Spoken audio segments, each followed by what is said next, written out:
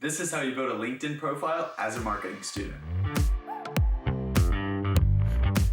I am a marketing student myself. I'm excited to share kind of where I've learned on LinkedIn how to really build your profile and get it to that extent to where you're able to actually build connections, network, and actually be able to apply for some jobs and be a good candidate for them.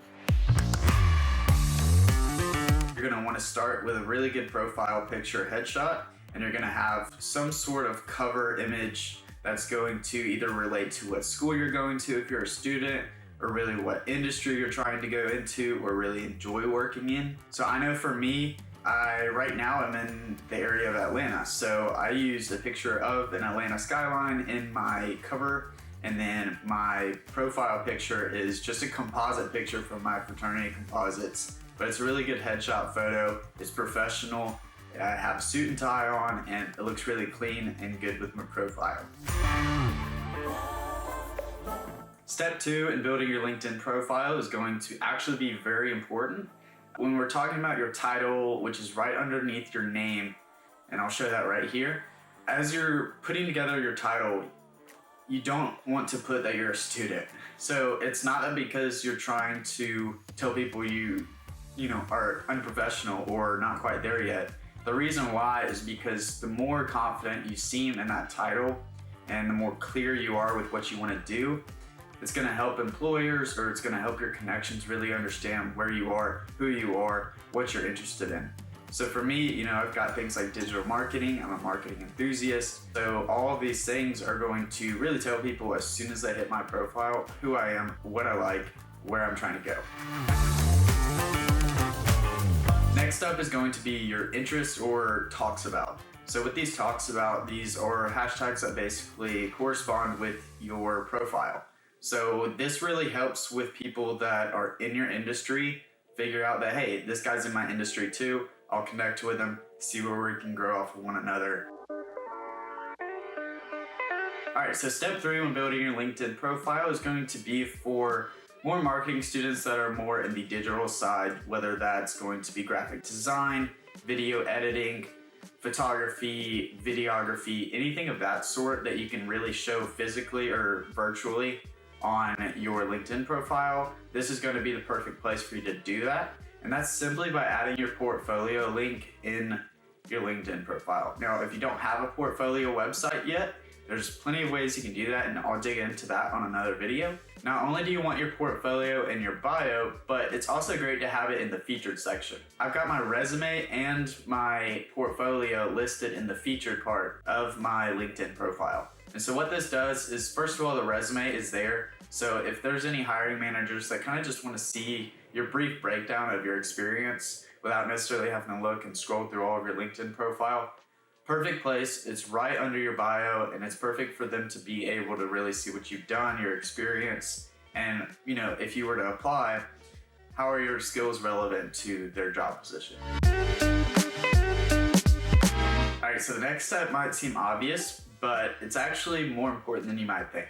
So of course, this is making posts. So with LinkedIn, they're obviously going to shout out accounts and people that are interacting on the platform. As of any social media platform, the person that is going to interact and actually post more is going to show up. As a student, you might be saying, well, I don't have many professional and experienced thoughts yet, so what exactly am I supposed to post? With me, a lot of what I've posted have really just been mainly for the networking part, and so I've participated in marketing competitions, I've got projects that I've worked on, and so by posting this as a regular post, you're basically opening your network to say, hey, great job, or wow, that's actually impressive. This gives you an opportunity to engage back with them. And so by doing this post, one, when people like it, it shares it to their network as well, and which is super critical for people that are looking for people like you. And so when you're posting, you're giving way more opportunity to yourself to really grow your network. I would strongly encourage posting.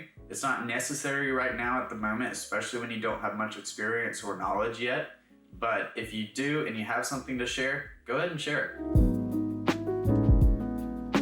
All right, so this next step is important, but don't think about it too hard. When it comes to your about section, really think of it just as like a cover letter. You don't want to put every bit of information that would be on your resume on your about section. what are you going to be talking about? Well, as a cover letter, you're generally talking about your passion for the position you're applying for. So in this case, talk about your passion for the industry. Marketing is a great example for the reason of it is a very widespread industry. So you got everything from advertising to PR, you've got sales. And so as you're really digging in, this is a perfect place for you to say, hey, no, I like social media management. And so your about section is a perfect place for you to explain people that that is your passion. You can also mention a few things about what you have done. Just keep it short, keep it concise, and really just explain to people who you are. This is going to be the section for that.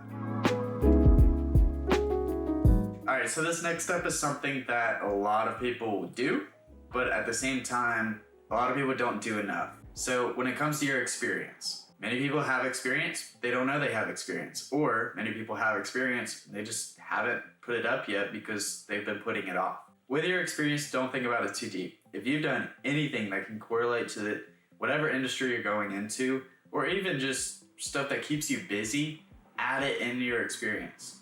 And so keep these experiences updated on what you've been doing and where you're trying to take those internships and so forth. Of course, there is a certification section. If you don't have any certifications, don't sweat it quite yet. It is great for a resume, so don't get me wrong, but I'll make a separate video on certifications that are free for college students. And so it's a great way to build your profile. The next two things we have are going to be your projects and skills. So projects are a great way to show off, once again, what you've done. Most of your classes, if not all of them, have group projects. There might have been aspects on those projects that could be really important to your career goals. So I would add those projects here and update them on what you did. And if you have any visuals like a PowerPoint or even a presentation video, add those here. As far as the skills go, this is a great way for people to find you. So once again, kind of like I mentioned about the talks about, it's very similar. If you're adding your skills here, one, it just ensures that you know what you're doing.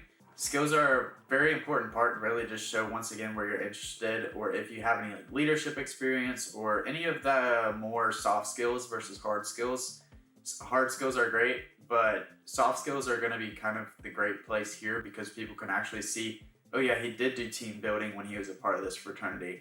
Those are keywords that a lot of people will have in job descriptions, and so it's a great way to refer back to those.